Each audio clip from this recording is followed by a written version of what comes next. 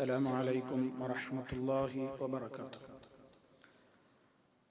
الحمد لله رب العالمين والعاقبة للمتقين ولا عدوان إلا على الظالمين. اللهم صل وسلم وبارك على عبدك ورسولك محمد صلى الله عليه وسلم وعلى آله وصحبه ومن تبعهم بإحسان إلى يوم الدين. أما بعد فإن خير الكلام كلام الله وخير الهدي هدي محمد صلى الله عليه وسلم وشر الأمور محدثاتها وكل محدثة بدعة وكل بدعة ضلالة. أعوذ بالله من الشيطان الرجيم. إن إبراهيم كان أمة قانتا لله حنيفا ولم يك من المشركين شاكرا لأنعمه اجتباه وهداه إلى صراط مستقيم.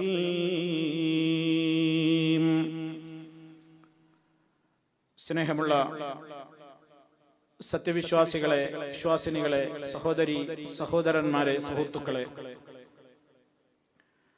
മഹാന്മാരായ പ്രവാചകന്മാരുടെ ചരിത്രങ്ങൾ വിശദീകരിച്ചു കൊണ്ടിരിക്കുന്ന നമ്മുടെ പഠന പരമ്പരയിൽ ഖലീലുല്ലാഹി ഇബ്രാഹിം നബി അലൈഹിസ്സലാമിനെ സംബന്ധിച്ചുള്ള വിശുദ്ധ ഖുർആനിലൂടെയും തിരുവചനങ്ങളിലൂടെയും വന്നിട്ടുള്ള ചരിത്ര യാഥാർത്ഥ്യങ്ങളിലേക്കാണ് ഇനിയുള്ള ഏതാനും ക്ലാസുകളിലൂടെ നിങ്ങളുടെ ശ്രദ്ധ ക്ഷണിക്കാൻ ഉദ്ദേശിക്കുന്നത്. നമ്മുടെ ജീവിതത്തിൽ, നമ്മുടെ ദിക്റുകളിൽ ഏറെ മറ്റു പ്രവാചകന്മാരെ അപേക്ഷിച്ച് പലതവണ നമ്മൾ പേര് പരാമർശിക്കുന്ന, പറയാറുള്ള ഒരു പ്രവാചകനാണ് ഇബ്രാഹിം അലൈഹിസ്സലാം. ഇന്നും ഇശാ നമസ്കരിച്ചപ്പോഴും ശേഷം അതിന്റെ റവാത്തിബ് സുന്നത്ത് നിസ്കരിച്ചപ്പോഴുമൊക്കെ ഇബ്രാഹിം അലൈഹിസ്സലാമിന്റെ നാമം നമ്മൾ പറഞ്ഞു. മഹാനായ ആ പ്രവാചകൻ നമ്മുടെ ജീവിതത്തിന്റെ ഒരുപാട് കാര്യങ്ങളുമായി ബന്ധപ്പെട്ട് കിടക്കുകയാണ്. നബി സല്ലല്ലാഹു അലൈഹി വസല്ലമിനോട് അല്ലാഹു പറഞ്ഞത് ആ പ്രവാചക മില്ലത്തിനെ, ആ പ്രവാചക പാരമ്പര്യത്തെ, മാതൃകയെ പിൻപറ്റിക്കൊള്ളണം എന്നാണ്. വിശുദ്ധ ഖുർആനിന്റെ നിരവധി സൂറത്തുകളിലൂടെയായി ചരിത്രം പരാമർശിക്കപ്പെട്ട പ്രവാചകനാണ് ഇബ്രാഹിം അലൈഹിസ്സലാം. 69 സ്ഥലങ്ങളിൽ ആ മഹാനായ പ്രവാചകന്റെ നാമം വിശുദ്ധ ഖുർആൻ എടുത്തു പറഞ്ഞിട്ടുമുണ്ട്. അല്ലാഹു സുബ്ഹാനഹു വ തആല കൽപ്പിച്ചതെന്തും ജീവിതത്തിൽ പ്രവൃത്തിപഥത്തിൽ കൊണ്ടുവന്നുകൊണ്ട് വല്ലാത്ത ത്യാഗത്തിന്റെ അളവ് അള്ളാഹുവിന്റെ മുമ്പിൽ പ്രകടിപ്പിച്ച മഹാനുഭാവനായിരുന്നു ഇബ്രാഹിം അലൈഹിസ്സലാം. അദ്ദേഹത്തിന്റെ ജനനം ഇറാഖിലായിരുന്നു എന്നാണ് അറിയപ്പെട്ടയിടത്തോളമുള്ള ചരിത്രങ്ങളിൽ കാണുന്നത്. അങ്ങനെ പറയാൻ കാരണം പരിശുദ്ധ ഖുർആനിലോ അതുപോലെ തന്നെ സഹീഹായ ഹദീസുകളിലോ ആ പ്രവാചക ജനനം ഏത് സ്ഥലത്തായിരുന്നുവെന്നോ അദ്ദേഹത്തിന്റെ ശൈശവകാല ജീവിതത്തെ സംബന്ധിച്ചുള്ള വിവരണങ്ങളോ ഒന്നും നമുക്ക് കാണാൻ സാധ്യമല്ല. അദ്ദേഹത്തിന്റെ പിതാവിന്റെ പേര് പരിശുദ്ധ ഖുർആനിൽ നിന്നും തിരുസുന്നത്തിൽ നിന്നും നമുക്ക് മനസ്സിലാക്കുവാൻ സാധിക്കുന്നത് ആസർ എന്നാണ്. ഖുർആൻ വളരെ കൃത്യമായി തന്നെ അത് പറഞ്ഞിട്ടുണ്ട്. വഇദ് ഖാല ഇബ്രാഹീമു ലിഅബീഹി ആസറ എന്ന് സൂറത്തുൽ അൻആമിലെ 74-ാമത്തെ ആയത്തിൽ പഠിപ്പിച്ചിട്ടുണ്ട്. ഇബ്രാഹിം പറഞ്ഞ സന്ദർഭം ശ്രദ്ധേയമാണ്. ലിഅബീഹി തന്റെ പിതാവിനോട് അഥവാ ആസറിനോട്, കൃത്യമായി തന്റെ പിതാവിനോട് ആസറിനോട് എന്ന് തന്നെയാണ് അള്ളാഹു പറഞ്ഞിട്ടുള്ളത്. അതുപോലെ ഹദീസുകൾ പരിശോധിച്ചു നോക്കിയാൽ സഹീഹുൽ ബുഖാരിയിൽ നാളെ പരലോകത്ത് വെച്ച് ഇബ്രാഹിം അലൈഹിസ്സലാം തന്റെ പിതാവിനെ കണ്ടുമുട്ടുന്ന ഒരു രംഗം പറയവേ വളരെ കൃത്യമായി അവിടെയും പറഞ്ഞിട്ടുണ്ട്, യൽഖാ ഇബ്രാഹീമു അബാഹു ആസറ യൗമൽ ഖിയാമ എന്ന് സഹീഹുൽ ബുഖാരിയിൽ കാണാം. ഇബ്രാഹിം അലൈഹിസ്സലാം തന്റെ പിതാവായ ആസറിനെ പരലോകത്ത് വെച്ച് കണ്ടുമുട്ടും എന്നതാണ് ആ ഹദീസിന്റെ ആദ്യ ഭാഗം. ചില ആളുകളൊക്കെ ഇബ്രാഹിം നബിയുടെ നേർക്കുനേരെയുള്ള പിതാവല്ല ആസർ എന്നും, നേർക്കുനേരെയുള്ള പിതാവ് താരിഖ് അതല്ലെങ്കിൽ താറഖ് ആയിരുന്നു പേരെന്നും, ആസർ അദ്ദേഹത്തിന്റെ പിതൃവ്യനായിരുന്നു എന്നുമൊക്കെ അഭിപ്രായങ്ങൾ പലരും പറഞ്ഞിട്ടുണ്ട്. വാസ്തവത്തിൽ അത്തരം അഭിപ്രായങ്ങളിലേക്ക് ചെവി കൊടുക്കേണ്ട ആവശ്യമേ ഇല്ല. കാരണം വിശുദ്ധ ഖുർആൻ തന്നെ കൃത്യമായി പറയുമ്പോൾ നബി സല്ലല്ലാഹു അലൈഹി വസല്ലമിന്റെ വചനത്തിലും കൃത്യമായി അവിടുത്തെ അബാഹു അതല്ലെങ്കിൽ വിശുദ്ധ ഖുർആൻ പറഞ്ഞതുപോലെ അബീഹി എന്ന് കാണുമ്പോൾ അതിൽ സംശയത്തിന് അവകാശമില്ല. ഇനി ചരിത്രത്തിന്റെ അത്തരം കാര്യങ്ങളെ കൂട്ടിയോജിപ്പിച്ചുകൊണ്ട് പണ്ഡിതന്മാര് പറഞ്ഞത് പിതാവിന്റെ പേര് എന്തായാലും ആസർ തന്നെയാണ്, അദ്ദേഹത്തിന് മറ്റൊരു വിളിപ്പേരും താരിഖ് എന്നോ താറഖ് എന്നോ ഉണ്ടായിരിക്കാം, ആളൊന്ന് തന്നെയാണ് എന്ന് അഭിപ്രായമാണ്. ഇവയൊക്കെ കൂടി പരിശോധിച്ച് അവയെ കൂട്ടിയോജിപ്പിച്ചുകൊണ്ട് പണ്ഡിത ലോകത്ത് പലരും അഭിപ്രായപ്പെട്ടിട്ടുള്ളത്. മഹാനായ ഈ പ്രവാചകന്റെ ജനനം തന്നെ അദ്ദേഹം ഈ സമൂഹത്തിന്റെ മുമ്പിൽ പ്രതിനിധാനം ചെയ്യുന്ന ആദർശത്തിന് ഘടകവിരുദ്ധമായ നിലക്കുള്ള ഒരു ഗാർഹിക ചുറ്റുപാടിലാണ്, ഒരു അന്തരീക്ഷത്തിലാണ്, ഒരു വീട്ടിലാണ് അവിടുന്ന് ജനിച്ചു വീഴുന്നത് തന്നെ. നക്ഷത്രങ്ങളെയും സൂര്യചന്ദ്രന്മാരെയും ആരാധിച്ചു കൊണ്ടിരിക്കുന്ന, അതിനും പുറമെ കല്ലുകളിലും മരങ്ങളിലും തീർത്ത പ്രതിമകളെ ആരാധനയ്ക്ക് വേണ്ടി ഉപയോഗപ്പെടുത്തി വിഗ്രഹാരാധന പ്രചുര പ്രചാരം നേടിയിട്ടുള്ള ഒരു നാട്ടിലാണ് ഇബ്രാഹിം നബി അലൈഹിസ്സലാത്തു വസ്സലാമിന്റെ ജനനം. അദ്ദേഹം ജനിച്ചു വീഴുന്ന വീടിന്റെ തന്നെ അവസ്ഥ, പിതാവിന്റെ പണി എന്താണ്? മരത്തിൽ തീർത്ത വിഗ്രഹങ്ങൾ. അദ്ദേഹം ഒരു ആശാരിപ്പണിക്കാരനായിരുന്നു എന്നൊക്കെ ചരിത്രത്തിൽ കാണാം. വിഗ്രഹങ്ങൾ കൊത്തി ഉണ്ടാക്കും, വളരെ നല്ല ശിലകൾ, ആ രൂപത്തിലുള്ള ശില്പങ്ങൾ. എന്നിട്ട് അത് വിറ്റ് നടക്കും മാർക്കറ്റിലൂടെ. പലപ്പോഴും ചെറുപ്പത്തിലായിരുന്ന ഇബ്രാഹിം നബി അലൈഹിസ്സലാമിനെ പോലും ബാപ്പ ഇതിന് പറഞ്ഞേക്കും, ഇത് കൊണ്ടുപോയിട്ട് വിൽപ്പന നടത്തണം. അങ്ങനെ ചില ചരിത്രത്തിലൊക്കെ നമുക്ക് കാണാം. ഇബ്രാഹിം അലൈഹിസ്സലാം ചെറുപ്പത്തിൽ ഇവയുമായി അങ്ങാടിയിൽ പോകേണ്ടി വരുമ്പോൾ പോലും അദ്ദേഹം പറഞ്ഞിരുന്നത്, വിളിച്ചു പറഞ്ഞിരുന്നത് ഇപ്രകാരമായിരുന്നു എന്നാണ്, മൻയസ്തരി മാ യദുറു വലാ യൻഫഅ. ഒരു ഉപകാരമില്ലാത്ത വസ്തു എല്ലാവർക്കും വേണോ എന്നാ ചോദിക്കുക. ഒരു ഉപകാരമില്ലാത്ത വസ്തു ആർക്കെങ്കിലും വേണോ എന്ന് പറഞ്ഞിട്ടാണ് അത് വിളിച്ചു പറയാ. അങ്ങനെ പോകാൻ നിർബന്ധിക്കപ്പെടുന്ന സാഹചര്യത്തിൽ പ്രവാചകത്വമൊക്കെ കിട്ടുന്നതിന്റെ മുമ്പേയുള്ള ചെറുപ്പത്തിലെ കാര്യ പറയുന്നത്. പലപ്പോഴും അദ്ദേഹം ഈ പ്രതിമകളെയും ശില്പങ്ങളെയും ഒക്കെ ആയിട്ട് ജലാശയങ്ങളുടെ സമീപത്ത് പോയിട്ട് ആ വെള്ളത്തിൽ ഇവയുടെ തലമുക്കിയിട്ട് പറയും, കുടിച്ചോ കുടിച്ചോ എന്ന് പറയും. അതിനെ ഒരു പരിഹസിക്കുന്ന നിലക്ക്. അന്നേ അതിനോട് താല്പര്യമില്ല, അന്നേ അത് ശുദ്ധ വിഡ്ഢിത്തമാണ്, ഭോഷ്കാണ്, ഒരു നിലക്കും അത് യുക്തിക്ക് ചേരില്ല എന്ന ഒരു ഉൾവിളി മഹാനായ ഇബ്രാഹിം നബി അലൈഹിസ്സലാത്തു വസ്സലാമിന് ഉണ്ടായിരുന്നു എന്നർത്ഥം. എന്തായിരുന്നാലും ഏറെ തൗഹീദിന്റെ മാർഗത്തിൽ ത്യാഗം സഹിച്ച മഹാനായ പ്രവാചകൻ ഇബ്രാഹിം അലൈഹിസ്സലാം.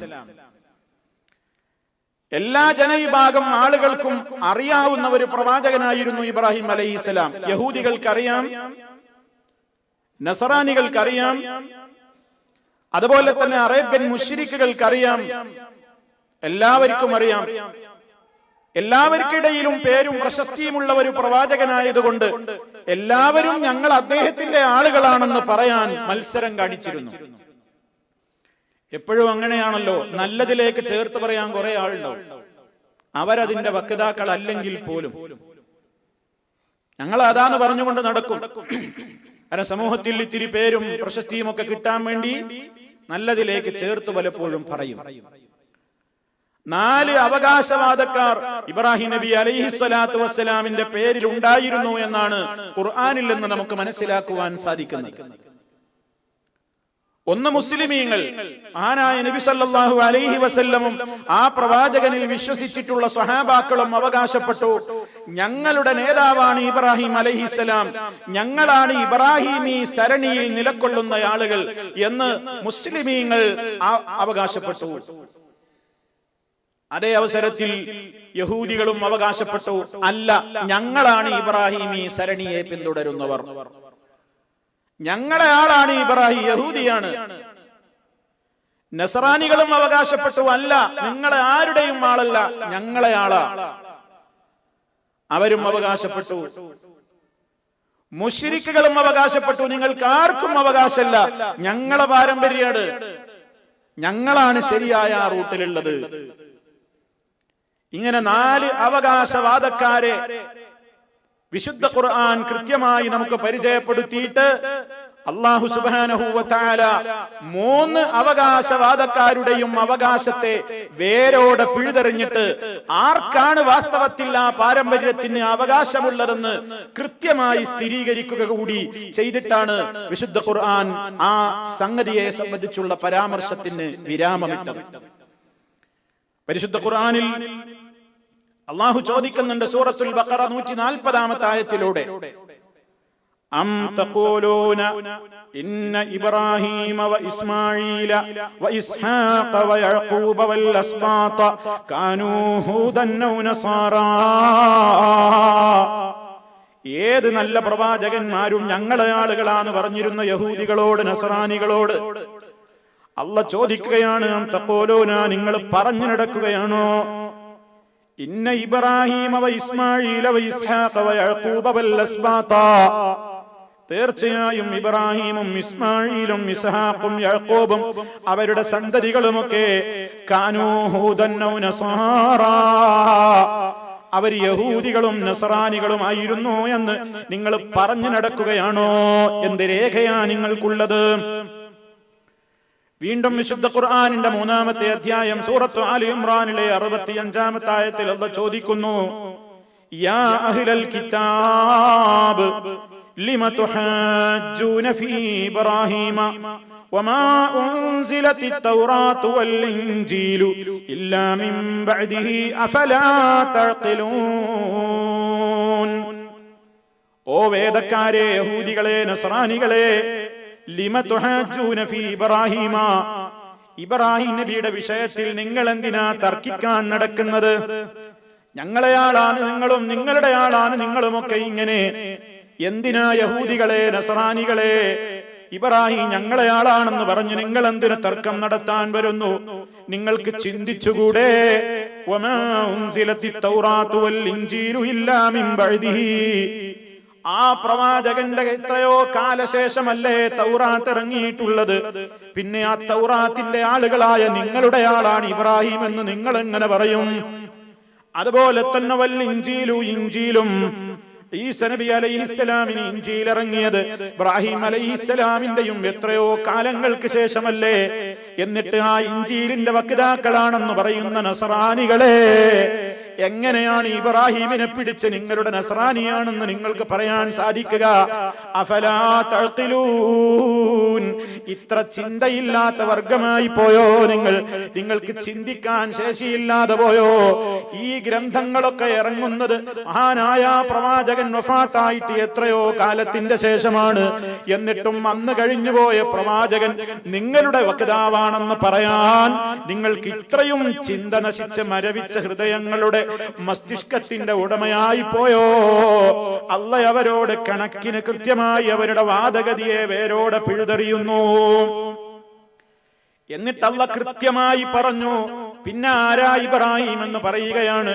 അതേ സൂറത്തിന്റെ 67-ാമത്തെ ആയത്തിൽ കാണാം, മാ കാന ഇബ്രാഹീമു യഹൂദിയൻ വലാ നസ്റാനിയ്യാ വലാകിൻ കാന ഹനീഫൻ മുസ്ലിമാ വമാ കാന മിനൽ മുശ്രികീൻ. 3 അവകാശവാദക്കാരുടെ അവകാശവാദത്തെയും ആലു ഇംറാൻ സൂറത്തിലെ 67-ാമത്തെ ആയത്തിലൂടെ റബ്ബങ്ങ് അറുത്ത് മുറിച്ച് നശിപ്പിച്ചു കളഞ്ഞു. എന്താണ് ആ വചനത്തിൽ റബ്ബ് സ്ഥിരീകരിക്കുന്നത്? മാ കാന ഇബ്രാഹീമു, ഇബ്രാഹിം അല്ല തന്നെ, ഇബ്രാഹിം ആയിട്ടേ ഇല്ല. യഹൂദിയാ, യഹൂദിയായിട്ടില്ല. വലാ നസ്റാനിയാ, നസ്റാനിയുമായിട്ടില്ല. പിന്നെ ആരാണ് അദ്ദേഹം? ഈ മുശ്രിക്കീങ്ങൾ, അറേബ്യൻ മുശ്രിക്കീങ്ങൾ പറയും പോലെ ശിർക്ക് ചെയ്തിരുന്നയാളാണോ? റബ്ബല്ലാത്തവരെ ആരാധിച്ചിരുന്നയാളാണോ? അതുമല്ല. ആ അവകാശവാദവും തെറ്റാണ്. യഹൂദികൾ പറയും പോലെ, നസ്റാനികൾ പറയും പോലെ അതുപോലെ തന്നെ തെറ്റാണ് മുശ്രിക്കിന്റെ അവകാശവാദവും. വലാകിൻ കാന ഹനീഫൻ മുസ്ലിമാ, അദ്ദേഹം ഹൃദയം വളരെ കൃത്യമായി ഋജുമാനസനായി, ഹൃദയത്തിൽ റബ്ബല്ലാത്തവരിലേക്ക് അല്പം പോലും ഒരു തിരിയലില്ലാതെ സർവലോക പരിപാലകനായ റബ്ബിന്റെ എന്തെന്ത് കൽപ്പനകളെയും 100% കീഴ്പ്പെട്ടുകൊണ്ട് ജീവിക്കുന്ന മുസ്ലിമായിരുന്നു. വമാ കാന മിനൽ മുശ്രികീൻ, അദ്ദേഹം ഒരിക്കലും ബഹുദൈവാരാധകരുടെ കൂട്ടത്തിൽ പെട്ടിട്ടേയില്ല. എല്ലാവരും അവകാശവാദവും തള്ളി. യഹൂദിയാന്ന് പറയുന്നവർക്കും മറുപടിയായി, നസ്രാനിയാന്ന് പറയുന്നവർക്കും മറുപടിയായി, അതല്ല ഞങ്ങളാളാന്ന് പറയുന്ന അബൂജഹിൽ അടക്കമുള്ള മുശ്രിക്ക് പ്രമാണിമാർക്കും മറുപടിയായി.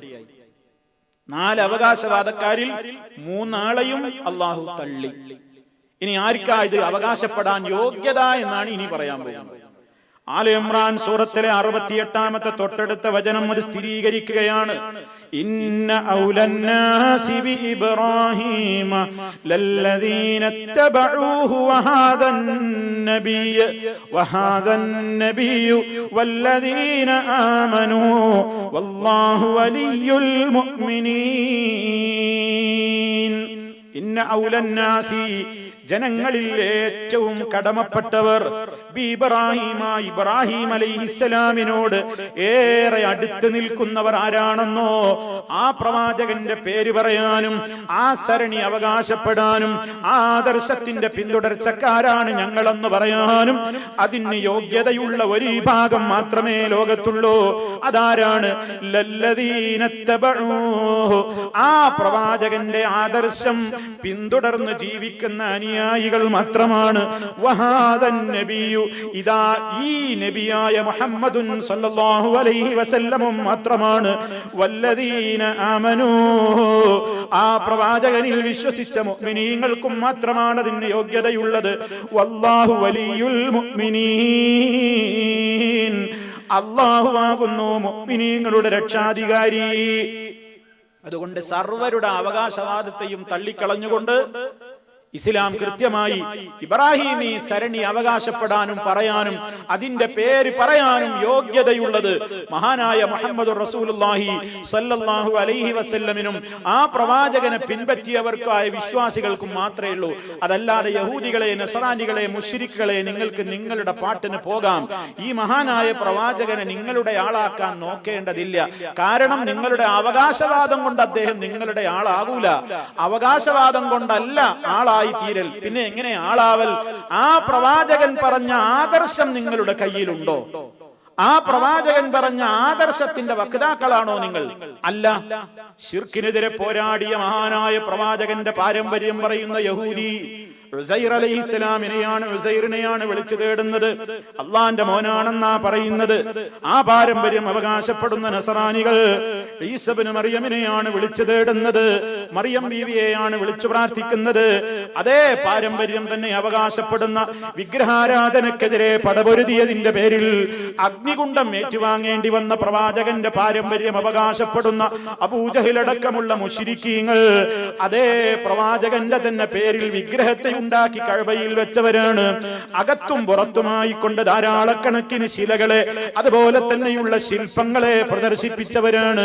അതുകൊണ്ട് അവർക്ക് ആർക്കും തന്നെ ആ നേതാവ് പിതാവിന്റെ പാരമ്പര്യം മിണ്ടാൻ അവകാശമില്ല. മറിച്ച് ലാ ഇലാഹ ഇല്ലല്ലാഹ് ഈ ആദർശത്തിന് വേണ്ടി പടപൊരുതുകയും അത് സമൂഹത്തിന്റെ മുമ്പിൽ ഉച്ചസ്ഥരം പ്രഖ്യാപിക്കുകയും ചെയ്യുന്ന ഈ മഹാനായ മുഹമ്മദുൻ സല്ലല്ലാഹു അലൈഹി വസല്ലം ഉണ്ടല്ലോ, അദ്ദേഹത്തിന്റെ അനുയായികളുമുണ്ടല്ലോ, അവർക്കേ ആ പ്രവാചക പാരമ്പര്യം അവകാശപ്പെടാനുള്ള അർഹതയുള്ളൂ, യോഗ്യതയുള്ളൂ.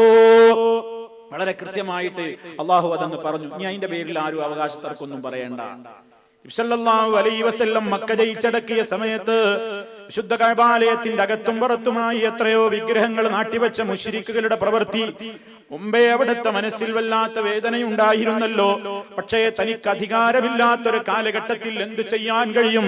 ആ വിഗ്രഹങ്ങളെ വിശുദ്ധ കഅബാലയത്തിന്റെ അകത്തുള്ളപ്പോഴും വേദനയോടെ കണ്ടെന്നല്ലാതെ അത് പുറത്തേക്ക് എറിയാനോ തകർക്കാനോ കഴിയാത്ത ദുർബലമായിരുന്ന ഒരു കാലഘട്ടം പിന്നിട്ട് മക്ക രാജ്യം ജയിച്ചടക്കി അഷ്റഫുൽ ഖൽഖ് സല്ലല്ലാഹു അലൈഹി വസല്ലമിന്റെ കാൽ കീഴിൽ മക്കയുടേതായ അധികാരം വന്നു ചേർന്നപ്പോൾ വിശുദ്ധ കഅബക്കകത്തേക്ക് നേതാവായ റസൂൽ സല്ലല്ലാഹു അലൈഹി വസല്ലം കയറി ചെന്നപ്പോ മഹാന്മാരായ രണ്ട് പ്രവാചകന്മാരുടെ വിഗ്രഹങ്ങൾ നേതാക്കളായി കഅബക്കകത്ത് കുത്തി നിൽക്കുന്നു. ഇബ്രാഹിം അലൈഹിസ്സലാമിന്റെ വിഗ്രഹങ്ങളുടെ കൂട്ടത്തിൽ ഇങ്ങനെ തലയുയർത്തി നിൽക്കുന്ന രണ്ട് വിഗ്രഹങ്ങളൊന്ന് ഇബ്രാഹിം, മറ്റൊന്ന് ഇസ്മായിൽ അലൈഹിസ്സലാം. ഇബ്രാഹിം നബി അലൈഹിസ്സലാമിന്റെ കയ്യിലാണെങ്കിൽ ഒരു അമ്പുറയുണ്ട്. ആ അമ്പിൽ ചില അമ്പു കോലുകളുണ്ട്. അറബികൾ യാത്രക്കൊരുങ്ങുമ്പോ, ബിസിനസ്സിനൊരുങ്ങുമ്പോ, വിവാഹത്തിനൊരുങ്ങുമ്പോ വേണോ വേണ്ടേന്ന് തീരുമാനിക്കാനുള്ള ശകുനം നോക്കാൻ, ഭാഗ്യ പരീക്ഷണത്തിന് വേണ്ടി ഉപയോഗപ്പെടുത്തിയിരുന്ന ഇത്തരം അമ്പു കോലുകൾ ഇബ്രാഹിം അലൈഹിസ്സലാമിന്റെ പ്രതിമയുടെ കയ്യിന്റെ അമ്പുറയിലാണ് നിക്ഷേപിക്കപ്പെട്ടിരുന്നത്. എന്നിട്ട് അറബി എവിടെയെങ്കിലും പോകാൻ ഉദ്ദേശിക്കുന്ന മുശ്രിക്കായ അറബി കഅബക്കകത്തേക്ക് കയറിയിട്ട് ഇങ്ങനെ അഭിപ്രായം ചോദിക്കുകയാണ് ഇബ്രാഹിം അലൈഹിസ്സലാമിനോട്, പോണോ പോണ്ടേ, വേണോ വേണ്ടേ, എന്താ വേണ്ടത്? അങ്ങനെ കണ്ണും ചിമ്മിയിട്ട് അമ്പുറയിൽ നിന്ന് ഒരമ്പ് ഇങ്ങോട്ട് വലിച്ചോരും. ഒരമ്പിൽ എഴുതിയിട്ടുണ്ടാകും ഇഫ്അൽ അഥവാ ചെയ്തോളൂ. വേറൊരമ്പിൽ അവര് പണ്ടേ മാർക്ക് ചെയ്തിട്ടുണ്ട് ലാ തഫ്അൽ, ചെയ്യണ്ട. വേറെ ഒരമ്പ് സിഫർ, സീറോയാണ്. അത് കിട്ടിയ പിന്നെയും പ്രശ്നമാണ്, രണ്ടാമതും പരീക്ഷിക്കണം എന്നാണ് അതിന്റെ ഉദ്ദേശം. അങ്ങനെ അവര് കയറി നോക്കി. ഇഫ്അൽ എന്ന് കിട്ടിയാല് കച്ചവടത്തിന് പോകും, കല്യാണം നടത്തും, ബിസിനസ് നടത്തും, എല്ലാ കാര്യങ്ങൾക്കും വളരെ ഉഷാറായി എന്നാണ് അവരുടെ അഭിപ്രായം. നല്ല ബർക്കത്ത് കിട്ടിക്കഴിഞ്ഞു. അതല്ല ലാ തഫ്അലാണ് കിട്ടിയതെങ്കിലോ പോകൂല, ഒന്നുമില്ല സീറോയാണ് കിട്ടിയതെങ്കിലോ ഭാഗ്യപരീക്ഷണം പിന്നെയും നടത്തും. ഇതായിരുന്നു അവരുടെ സമ്പ്രദായം. നബി സല്ലല്ലാഹു അലൈഹി വസല്ലം മക്കം ഫതഹിന്റെ ശേഷം വിശുദ്ധ കഅബാലയത്തിന്റെ അകത്തേക്ക് കയറി ചെന്നിട്ട് ഈ കാഴ്ച ഇങ്ങനെ കണ്ടപ്പോൾ അവിടുത്തെ മനസ്സ് വല്ലാതെ നൊന്തുപോയി. ആ കഅബാലയത്തിൽ നിന്ന് ആ വിഗ്രഹങ്ങളെ തന്റെ കയ്യിലുള്ള വടി കൊണ്ട് എടുത്തു കുത്തി പുറത്തേക്ക് ഇട്ടിട്ട് പറഞ്ഞു, ജാഅൽ ഹഖു വസഹഖൽ ബാത്തിൽ ഇന്നൽ ബാത്തില കാന സഹൂഖ. സത്യം വന്നു, അസത്യം തകർന്നു, അസത്യം തകർന്ന് തരിപ്പണമാകേണ്ടത് തന്നെയാണ് എന്ന് പറഞ്ഞു. എന്ന് മാത്രമല്ല, വല്ലാഹി വല്ലാഹി ഇനിസ്തഖ്സമാ ബിൽഇസ്ലാമി അബദാ, ഈ രണ്ട് മഹാന്മാരും ഒരിക്കലും ഭാഗ്യപരീക്ഷണത്തെ അനുകൂലിച്ചവരല്ല. ഇവരാരും ഇതിന്റെ വക്താക്കളായിരുന്നില്ല, ഇവരാരും ഇതിന്റെ പ്രചാരകരായിരുന്നില്ല. ഇതിന്റെ ബദ്ധവൈരികളായ ഇവരെയാണല്ലോ വിഗ്രഹങ്ങളാക്കി വെച്ചത്. ഇവരെയാണല്ലോ അമ്പുകോലുകൾ കൊണ്ട് ഭാഗ്യപരീക്ഷണത്തിന് ഇവർ ഉപയോഗപ്പെടുത്തിയത്. ഒരിക്കലും അവരത് അംഗീകരിച്ചവരല്ല.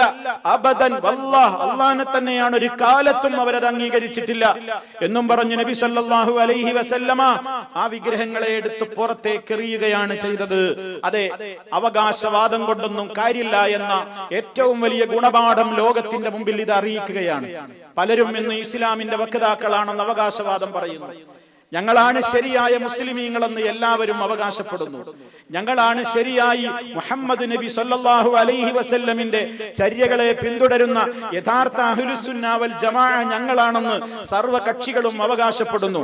അവകാശവാദങ്ങളൊക്കെ കൊള്ളാം, പക്ഷേ അവകാശവാദങ്ങളല്ല ഒരു കൂട്ടർ അതിന്റെ വക്താക്കളാണോ അല്ലേ എന്ന് തീരുമാനിക്കാനുള്ള മാനദണ്ഡം.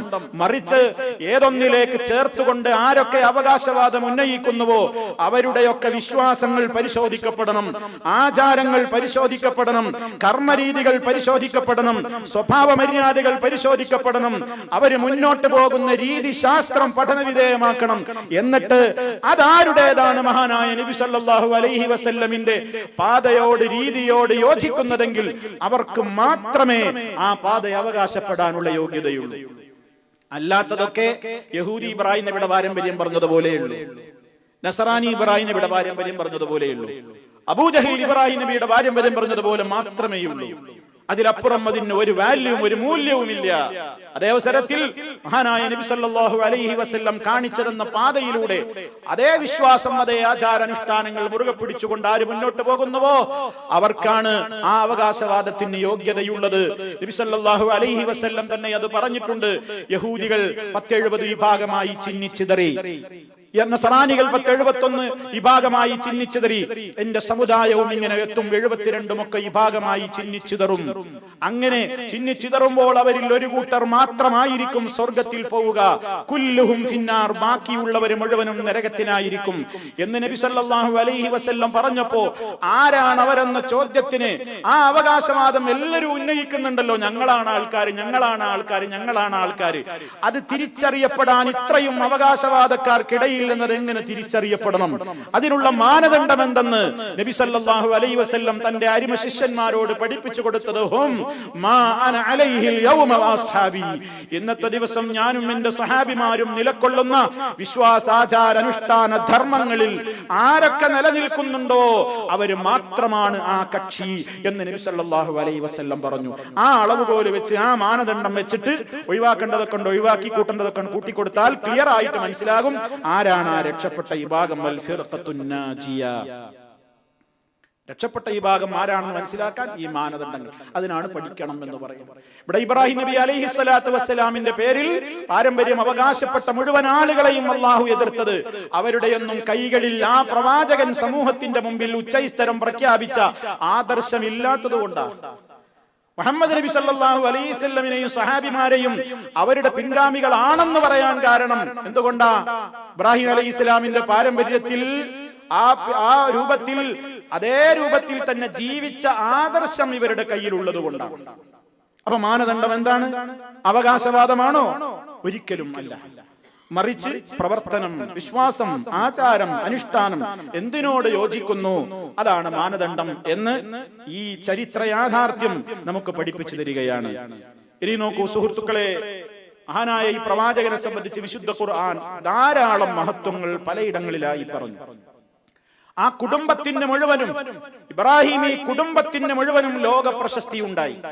അതുകൊണ്ടാണ് നിസ്കരിക്കുമ്പോൾ നമ്മൾ അല്ലാഹുമ്മ സ്വല്ലി അലാ മുഹമ്മദിൻ വഅലാ ആലി മുഹമ്മദ് കമാ സ്വല്ലൈത അലാ ഇബ്രാഹിമ എന്ന് പറഞ്ഞു നിർത്തുന്നില്ല, വഅലാ ആലി ഇബ്രാഹിം. ഇബ്രാഹിം നബിക്ക് മാത്രമല്ല, ഇബ്രാഹിം ഈ കുടുംബത്തിന് മുഴുവനും നമ്മൾ ദുആ ചെയ്യാത്ത ദിവസങ്ങളില്ല.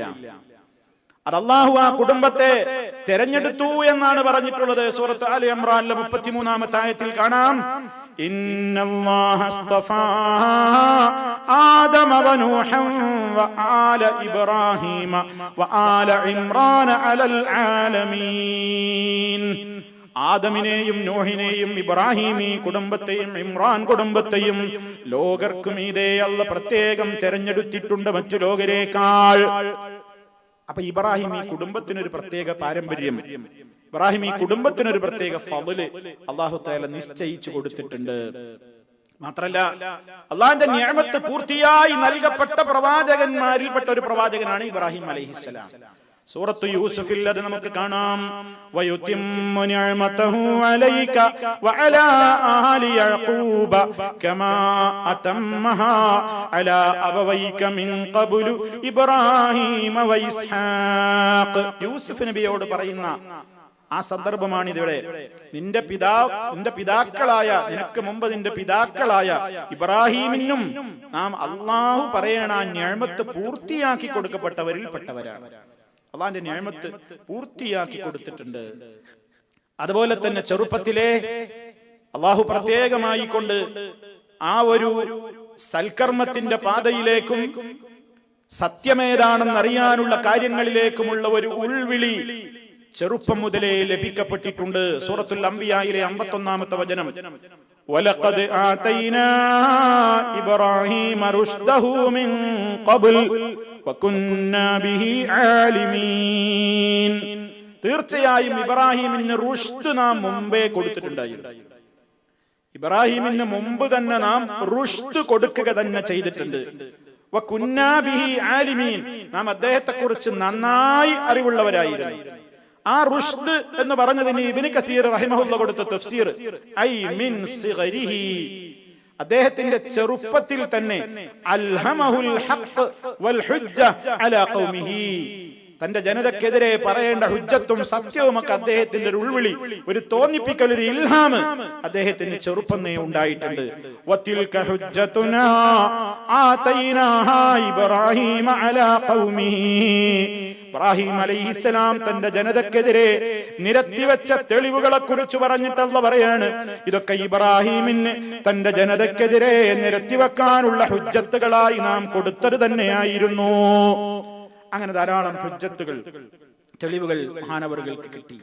മാത്രമല്ല അദ്ദേഹത്തെ വിശേഷിപ്പിച്ചു, അദ്ദേഹം സിദ്ദീഖായിരുന്നു. വദ്കുർ ഫിൽ കിതാബി ഇബ്രാഹീം ഇന്നഹു കാന സിദ്ദീഖൻ നബിയ്യാ. സൂറത്ത് മറിയം 41-ാമത്തെ ആയത്ത്. ഈ വേദഗ്രന്ഥത്തിൽ ഇബ്രാഹീമിനെയും ഓർക്കുക. ഇന്നഹു, നിശ്ചയമായും, കാന, അദ്ദേഹമായിരുന്നു, സിദ്ദീഖൻ നബിയ്യാ, സിദ്ദീഖായ നബിയായിരുന്നു. വളരെയേറെ സിദ്ദീഖ് എന്ന പ്രത്യേകമായ സ്ഥാനപ്പേരുകൂടി ആർക്കുണ്ടായിരുന്നു?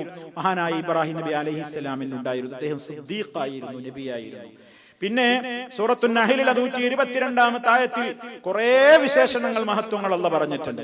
ഇന്ന ഇബ്രാഹീമ കാന ഉമ്മതൻ ഖാനിതൻ ലില്ലാഹി ഹനീഫാ വലം യകു മിനൽ മുശ്രികീൻ ശാകിറൻ ലിഅൻഉമിഹി ഇജ്തബാഹു വഹദാഹു ഇലാ സിറാത്തിൻ മുസ്തഖീം വആതൈനാഹു ഫിദ്ദുനിയാ ഹസന വഇന്നഹു ഫിൽ ആഖിറതി ലമിനസ് സ്വാലിഹീൻ. 9 വിശേഷണങ്ങൾ ഒരൊറ്റ വചനത്തിലൂടെ അല്ലാഹു മഹാനവറുകളെ സംബന്ധിച്ചു പറഞ്ഞു. നിശ്ചയം ഇബ്രാഹിം ഉമ്മത്തായിരുന്നു. ഉമ്മത്ത് എന്ന് പറഞ്ഞാൽ ഒരു സമുദായം, ഒരു സമൂഹം, ഒരു സമുദായം. എന്താ അങ്ങനെ പറയാൻ കാരണം? ഒരു സമൂഹത്തിന് മുഴുവനും അവരുടെ ഏതേതു പ്രശ്നങ്ങളിലും മാതൃകയായി, മോഡലായി സ്വീകരിക്കാവുന്ന നിലക്ക് സർവ്വ വിഷയങ്ങളിലും പിന്തുടരപ്പെടാവുന്ന മാതൃകായോഗ്യനായ ഒരു ഇമാമിന്റെ പദവിയിലായിരുന്നു മഹാനായ ഇബ്രാഹിം അലൈഹിസ്സലാം. ഒരു വ്യക്തിയാണെന്ന് പറയാൻ പറ്റൂല, ഒരു സമൂഹത്തിന് മുഴുവനും മാതൃകയാകാവുന്ന നിലക്ക് അന്നാരുമില്ലെങ്കിലും ഒരു പ്രസ്ഥാനമായി ഒറ്റക്കാണെങ്കിലും ഒരു സമുദായത്തിന്റെ എല്ലാ രൂപത്തിലുമുള്ള നേതൃത്വത്തിന് പറ്റിയ നിലക്കുള്ള ഏത് നന്മയിലേക്കും വഴി നടത്താൻ, ഏത് കാര്യങ്ങളെ സംബന്ധിച്ചും അവർക്ക് അവബോധം നൽകാൻ തെളിവുള്ള, ബുദ്ധിയുള്ള, സാമർഥ്യമുള്ള ഒരു നേതാവിന്റെ സ്ഥാനത്ത് ഇമാമായിരുന്നു.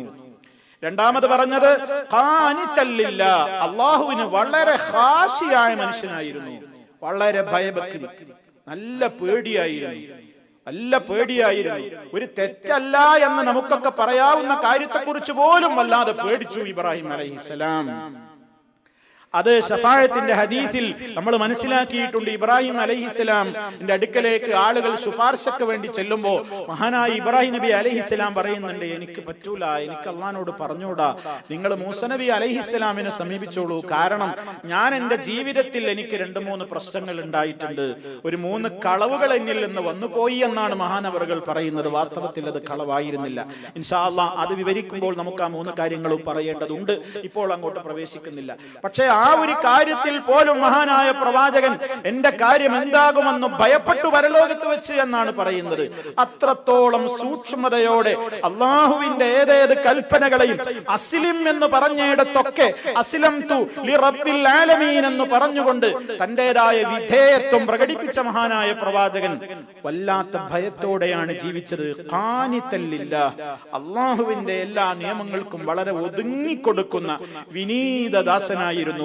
പിന്നെ പറഞ്ഞു ഹനീഫ, ഹൃദയത്തിൽ വക്രതയില്ല, ഒരു വക്രതയും ഇല്ലാത്ത യഥാർത്ഥമായ നിലക്ക് ഋജുമാനസനായ പ്രവാചകനായിരുന്നു. വലം യകു മിനൽ മുശ്രികീൻ, ഒരിക്കലും അദ്ദേഹം മുശ്രിക്കീങ്ങളിൽ പെട്ടുപോയിട്ടില്ല. ഈ പ്രവാചകനെ കുറിച്ച് നമ്മൾ മനസ്സിലാക്കേണ്ട ഒരു കാര്യമുണ്ട്. എവിടെ പറയുമ്പോഴും പറയും വലം യകു മിനൽ മുശ്രികീൻ അല്ലെങ്കിൽ വമാ കാന മിനൽ മുശ്രികീൻ. എന്താ അങ്ങനെ പറയാൻ കാരണം? ഖുർആൻ വ്യാഖ്യാതാക്കളൊക്കെ പറയുന്നുണ്ട്, ഏതൊരു മനുഷ്യനും ജീവിക്കുന്ന ചുറ്റുപാട് മുഴുവനും മറ്റേതാണെങ്കിൽ ഒരിത്തിരി അങ്ങോട്ടൊന്ന് ചായ്വുണ്ടാവുക സ്വാഭാവികമാണ്. ഇബ്രാഹിം നബി അലൈഹിസ്സലാത്തു വസ്സലാം ജനിച്ച വീട് ശിർക്കിന്റെ വീട്. നാട്ടുകാർ മുഴുവനും ശിർക്കിന്റെ ആളുകൾ, അധികാരി വർഗം മുഴുവനും ശിർക്കിന്റെ ആളുകൾ. എവിടെ തിരിഞ്ഞാൽ നാലു ഭാഗത്തും കാണാനുള്ള ശിർക്കിന്റെ പ്രവർത്തനങ്ങൾ, വിഗ്രഹങ്ങൾ, ആരാധനകൾ, ക്ഷേത്രങ്ങൾ, മണ്ഡപങ്ങൾ, ആ രൂപത്തിലുള്ള കാര്യങ്ങളല്ലാത്ത ഒന്നും കണ്ടിട്ടില്ലാത്ത മഹാനായ പ്രവാചകൻ അള്ളാഹ് പറയുമ്പോഴൊക്കെ പറയും വലം യകുൻ മിനൽ മുശ്രിക്കീൻ, അല്ലെങ്കിൽ വമാ കാന മിനൽ മുശ്രിക്കീൻ. ശിർക്ക് ചെയ്തിട്ടില്ല. കാരണം എന്താ അറിയോ, ഒരു സമൂഹത്തിൽ ഇങ്ങനെ ജീവിക്കുമ്പോ നമ്മൾ അറിയാതെ അതിന്റെ ആൾക്കാരായിട്ട് ഇത്തിരിയെങ്കിലും മാറും എല്ലാവരും. അങ്ങനെയാണ് നമ്മളെ നാട്ടിലൊക്കെ കണ്ടിട്ടില്ലേ? മറ്റുള്ള സംസ്കാരങ്ങളിൽ ഇഴുകിച്ചേർന്നിട്ട് ഇനിയിപ്പോ നമ്മളായിട്ട് നമ്മളത് ഇങ്ങനെ പിടിച്ചുറക്കെ നിൽക്കൊന്നും വേണ്ട, കുറച്ചൊക്കെ കൂടി കൊടുക്കാം. അങ്ങനെ വിളക്ക് കൊളുത്തേണ്ടി വന്നാൽ വിളക്ക് കൊളുത്താന്ന് പറയും. മറ്റോടത്തെ ശ്രീവേലിക്കും പൂരത്തിനും പോകേണ്ടി വന്നാൽ അവിടേക്കും പോകാം, അവിടേക്കും പിരിവ് കൊടുക്കാന്ന് പറയും. ഇങ്ങേ പുറത്തെ പള്ളി പെരുന്നാളിന് പോകാം, അവിടെയും പോകാം. കുർബാന നടക്കുമ്പോൾ അതല്ലെങ്കിൽ അവരുടേതായ മറ്റേതെങ്കിലും ചടങ്ങുകൾ നടക്കുമ്പോൾ ക്രൈസ്തവ ആരാധനാലയങ്ങളിൽ പോയിട്ട് അവിടെ ഇരിക്കാം. അങ്ങനെ മറ്റുള്ളവരുടേതായ വിശ്വാസങ്ങളെ ഇങ്ങനെ സമൂഹത്തിൽ ഇങ്ങനെ മതേതരത്വം മതസൗഹാർദ്ദം എന്നൊക്കെ പറഞ്ഞ് മതലയനം നടത്തുന്ന ഒരു കാലഘട്ടത്തിലാണ് നമ്മൾ ജീവിക്കുന്നത്. മഹാനായ ഇബ്രാഹിം നബി അലൈഹി സ്വലാത്തു വസ്സലാമിന് ആര് സഹായത്തിനുണ്ടായിട്ടാ അദ്ദേഹം ഉറച്ചു നിന്നത്? നമുക്കൊക്കെ പലരും സഹായത്തിനില്ലേ? ഇബ്രാഹിം നബി അലൈഹി സ്വലാമിന് ഈ ദഅവത്ത് നടത്തുമ്പോൾ ആരുമില്ല, ഒരു അനുയായിയായിട്ട് അദ്ദേഹം മാത്രമല്ല. എന്നിട്ടും അദ്ദേഹത്തെ കുറിച്ച് പറയുന്നിടത്ത് മുഴുവനും അല്ല പറയുന്നുണ്ട് വലം യകുൻ മിനൽ മുശ്രിക്കീൻ വമാ കാന മിനൽ മുശ്രിക്കീൻ. ശിർക്ക് ചെയ്തിട്ടില്ല, മുശ്രിക്കീങ്ങളിൽ പെട്ടുപോയിട്ടില്ല. അത് നമുക്ക് വലിയ പാഠമാണ്. ഏത് പ്രതികൂല സാഹചര്യത്തിലാണ് ജീവിക്കുന്നതെങ്കിലും ഹക്കിന്റെ വക്താവായിട്ട് നിങ്ങൾ മാത്രമേ ഒരു പ്രദേശത്തുള്ളതെങ്കിലും ആ ഹക്കിൽ നിന്നൊരിക്കലും വ്യതിചലിക്കരുത്. മഹാഭൂരിപക്ഷം ഇങ്ങനെ ചെയ്യുമ്പോ ഇടക്കൊന്ന് കൂടിക്കൊടുക്കാൻ ഞാൻ പറ്റൂല എന്ന തോന്നൽ നമുക്കുണ്ടായിക്കൂടാത്തതാണ്. ഉറച്ചു നിന്നോളണം. ഇൽസമിൽ ഹഖ, ഹഖിനെ നീ മുറുകെ പിടിച്ചോളണം. വലൗ കുൻത വഹ്ദക്, ഒറ്റക്കാണെങ്കിൽ ഒരിക്കലും തിന്മയുടെ ആധിക്യം കണ്ടിട്ട് വഞ്ചിതരായി പോകരുത്. വിശുദ്ധ ഖുർആൻ പറഞ്ഞിട്ടുണ്ട്, ഖുൽ ലാ യസ്തവിൽ ഖബീസു വത്ത്വയ്യിബ്, ഖുൽ ലാ യസ്തവിൽ ഖബീസു വത്ത്വയ്യിബ് വലൗ അഅജബക കസറത്തുൽ ഖബീസ് ഫത്തഖുല്ലാഹ്. പ്രവാചകരെ പറയൂ ജനങ്ങളോട്, ലാ യസ്തവി, ഒരിക്കലും സമമാകുന്ന ആരും വിചാരിക്കണ്ട. എന്ത് സമാവൂല? അൽ ഖബീസു വത്ത്വയ്യിബ്, നല്ലതും ചീത്തയും ഒരിക്കലും സമാവൂല. വലൗ അഅജബക, നിന്നെ ആശ്ചര്യപ്പെടുത്തിയാലും ശരി, കസറത്തുൽ ഖബീസ്, ചീത്തയുടെ ആധിക്യം. നാടൊട്ടാകെ ചീത്തി തമ്മാടിത്താണല്ലോ, കുറച്ചൊന്നും കൂടിക്കൊടുത്തോടെ. എന്തിനങ്ങനെ പിടിവാശി? എന്തിനങ്ങനെ ഒറ്റപ്പെടാൻ പോണം? എന്താ ഒന്നും കൂടിക്കൊടുത്താൽ? അങ്ങനെ ഈ തിന്മയുടെ ആധിക്യം കണ്ടിട്ട് നീ വഞ്ചിതനായിട്ട് മനസ്സു പതറിയിട്ട് അതിന്റെ പിന്നാലെ പോകണ്ട. ഫത്തഖുല്ലാഹ്, അല്ലാഹനെ പേടിച്ചോളി. ബുദ്ധിയുള്ളവരെ അല്ലാഹനെ പേടിച്ചോളി, സൂക്ഷിച്ചു നിന്നോളി, ഉറച്ചു നിന്നോളി. വിശുദ്ധ ഖുർആൻ പറയുന്നു.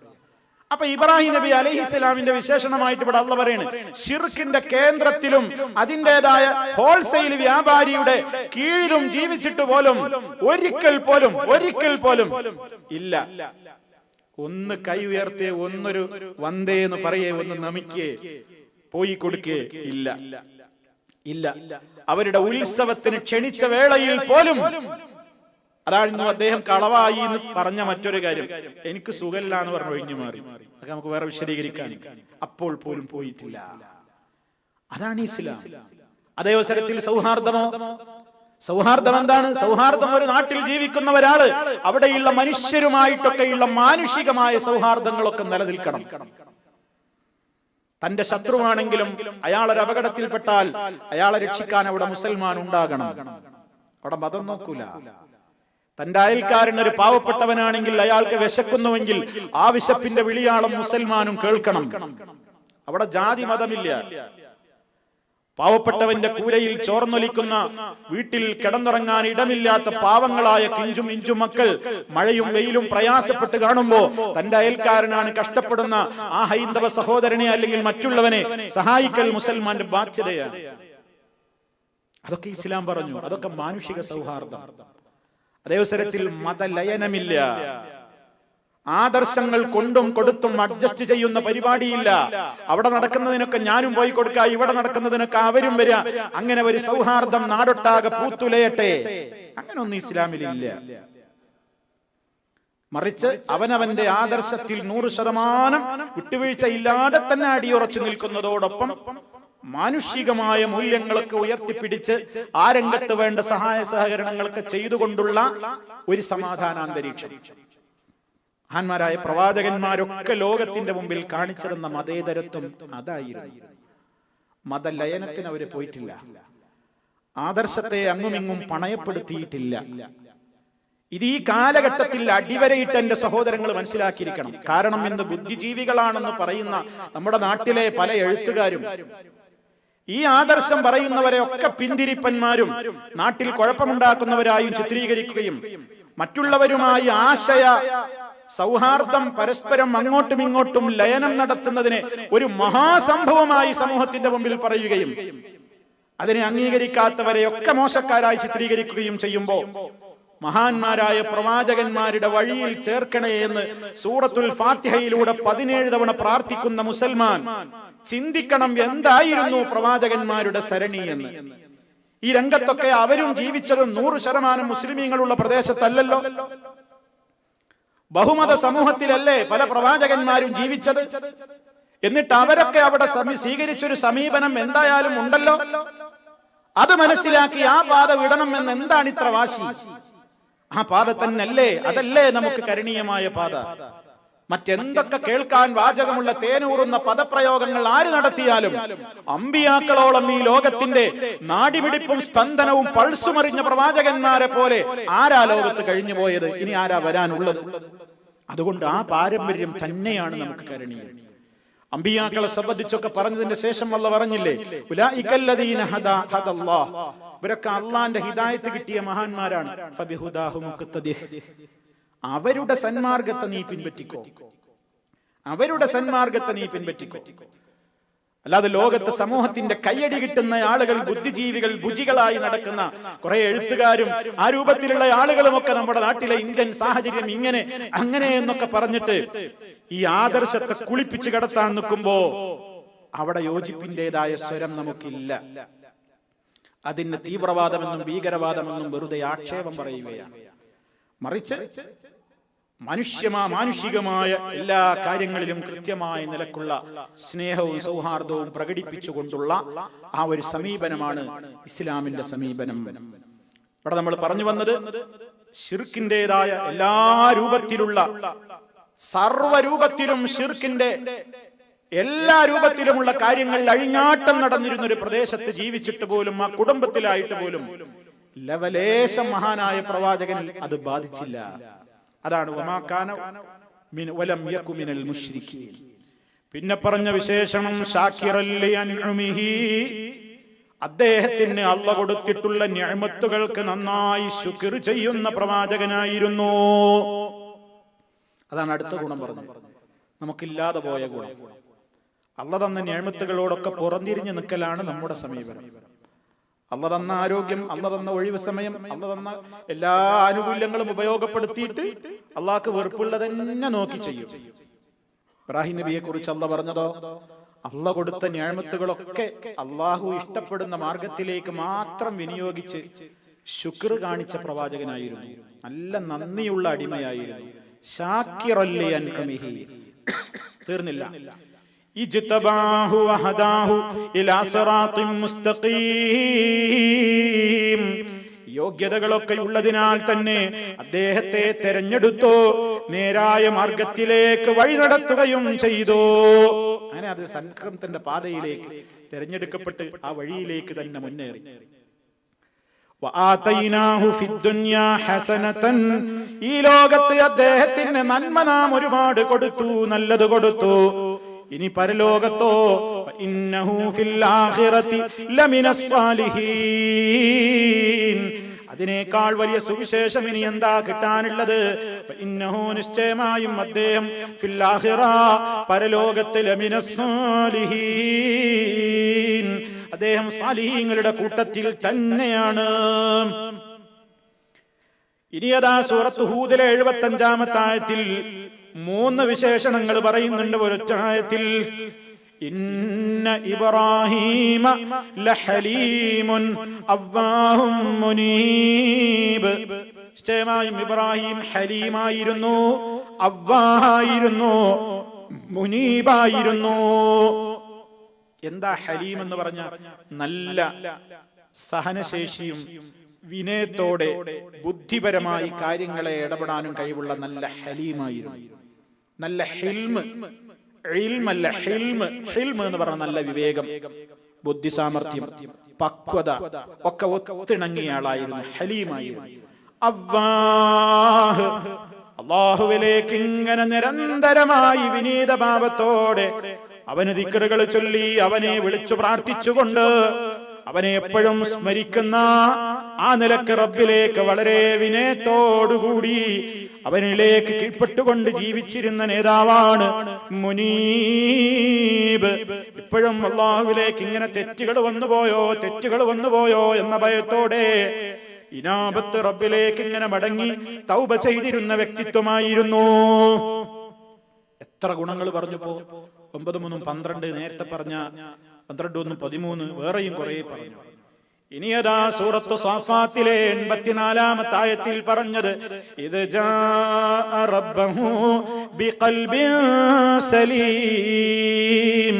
അദ്ദേഹം തന്റെ രക്ഷിതാവിനെ സമീപിച്ചു. എങ്ങനെ? ബിഖൽബിൻ സലീം, സലീമായ ഹൃദയത്തിന്റെ ഉടമയായിരുന്നു. ഒരു തകരാറില്ലാത്തൊരു ഹൃദയം. പരലോകത്തെ വിജയത്തിന്റെ മാനദണ്ഡമായി അള്ളാഹ് പറഞ്ഞത് പണമല്ല, ആൾബലമല്ല, സലീമായ ഹൃദയമാണ്. ഇബ്രാഹിം നബി അലൈഹിസ്സലാം പ്രാർത്ഥിച്ചപ്പോൾ അത് എടുത്തു പറഞ്ഞിട്ടുണ്ട്. വലാ തുഖ്സിനി യൗമ യുബഅസൂൻ യൗമ ലാ യൻഫഉ മാലുൻ വലാ ബനൂൻ ഇല്ലാ മൻ അത്തല്ലാഹ ബിഖൽബിൻ സലീം. ഇബ്രാഹിം നബിയുടെ പ്രാർത്ഥനയാണത്. അല്ലാഹ്, നീ എന്നെ അപമാനിക്കരുത്.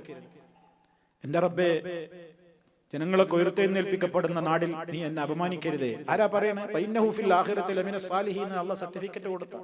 ഇബ്രാഹിം നബി പ്രാർത്ഥിക്കണം, അല്ലാഹ് പരലോകത്തെ എന്നെ അപമാനിക്കരുത്. ഏതാണ് ആ പരലോകം? അന്ന് സമ്പത്ത് കൊണ്ട് ഉപകാരമില്ല, അന്ന് സന്താനങ്ങളെ കൊണ്ട് ഉപകാരമില്ല. ഇല്ലാ മൻ അത്തല്ലാഹ്, അള്ളാന്റെ മുമ്പിൽ വന്നു പോയി നിൽക്കാൻ കഴിവുള്ളവനല്ലാതെ ബിഖൽബിൻ സലീം, സലീമായ ഒരു ഹൃദയത്തോടെ റബ്ബിന്റെ കോടതിയിൽ പോയി നിൽക്കുന്നവനല്ലാതെ രക്ഷയില്ലാത്ത നാളാണത്. എന്താണ് സലീമായ ഹൃദയം? സലീമും മിന ശിർക്കി, ശിർക്കിൽ നിന്ന് രക്ഷപ്പെട്ട ഹൃദയം, അന്ധവിശ്വാസങ്ങളിൽ നിന്ന് രക്ഷപ്പെട്ട ഹൃദയം, അതുപോലെ തന്നെ മനോരോഗങ്ങളിൽ നിന്ന് രക്ഷപ്പെട്ട ഹൃദയം, അസൂയയില്ല, പകയില്ല, വിദ്വേഷമില്ല, കുനിഷ്ടില്ല, കുശുമ്പില്ല, അഹങ്കാരമില്ല, താൻ പോരിമയില്ല, ഡംബില്ല, പ്രമാണിത്വമില്ല, ഫഖറില്ല. വളരെയേറെ വിനയത്തോടെ റബ്ബിന്റെ കൽപ്പനകളെ സ്വീകരിച്ചുകൊണ്ട് ഹൃദയത്തിൽ നിന്ന് കാപട്യത്തിന്റെയും ലോകമാന്യതയുടെയും കുഫറിന്റെയും ശിർക്കിന്റെയും ഫിസ്ഖിന്റെയും എല്ലാവിധത്തിലുള്ള മാലിന്യങ്ങളിൽ നിന്നും ശുദ്ധീകരി നേടിയിട്ടുള്ള ഒരു ഹൃദയത്തിന്റെ ഉടമയായി പരലോകത്ത് ചെന്നവനല്ലാതെ അവിടെ രക്ഷയില്ലെന്ന് പറഞ്ഞ ആ വലിയ ഗുണമായി പറഞ്ഞ ഗുണത്തിന്റെ ഉടമയായിരുന്നു ഇബ്രാഹിം അലൈഹിസ്സലാം എന്ന് അല്ലാഹ് പറയാണ്. ഇത് ജാഅ റബ്ബഹു ബിഖൽബിൻ സലീം, ആ നിലക്കുള്ള സലീമായ ഹൃദയത്തിന്റെ ഉടമയായിരുന്നു ഇബ്രാഹിം അലൈഹിസ്സലാം. അങ്ങനെ റബ്ബിനെ സമീപിച്ച ആളാണ് ഇബ്രാഹിം നബി അലൈഹിസ്സലാം. അതൊരു വിശേഷണം. ഇനി സൂറത്തുൻ നിസായിലെ 125-ാമത്തെ ആയത്തിലൂടെയും പറഞ്ഞു വത്തഖദല്ലാഹു ഇബ്രാഹീമ ഖലീല. അല്ലാഹുവിന്റെ ഖലീൽ, അല്ലാഹുവിന്റെ ഉറ്റമിത്രം. 2 പ്രവാചകന്മാരാണ് അല്ലാഹുവിന്റെ ഖലീൽ. ഒന്ന് ഖുർആൻ കൊണ്ട് ഖലീൽ എന്ന് നമ്മൾ വിശ്വസിക്കുന്നു, 2 ഹദീസിലൂടെ ഖലീൽ എന്ന് നമ്മൾ വിശ്വസിക്കുന്നു. ഖുർആൻ കൊണ്ട് ഖലീലാണെന്ന് പ്രഖ്യാപിക്കപ്പെട്ട ഏക പ്രവാചകൻ ഇബ്രാഹിം അലൈഹിസ്സലാം. ഹദീസിലൂടെ പ്രഖ്യാപിക്കപ്പെട്ട പ്രവാചകൻ മഹാനായ മുഹമ്മദ് റസൂലുള്ളാഹി സ്വല്ലല്ലാഹു അലൈഹി വസല്ലം. അല്ലാഹുവിന്റെ റസൂൽ പറഞ്ഞിട്ടുണ്ട്, സ്വഹീഹായ ഹദീസിൽ കാണാം, ഇത്തഖദനി അല്ലാഹു ഖലീല, എന്നെ അല്ലാഹ് ഖലീലായി തിരഞ്ഞെടുത്തിട്ടുണ്ട്. കമത്തഖദല്ലാഹു ഇബ്രാഹീമ ഖലീല, ഇബ്രാഹിമിനെ ഖലീലായി അല്ലാഹ് തിരഞ്ഞെടുത്തതുപോലെ എന്നെയും അല്ലാഹുവിന്റെ. അപ്പൊ ഖലീലുള്ളാഹ് എന്ന സ്ഥാനത്തിന് ഇബ്രാഹിം നബിയും മഹാനായ മുഹമ്മദ് നബി സല്ലല്ലാഹു അലൈഹി വസല്ലമും യോഗ്യരാണ്.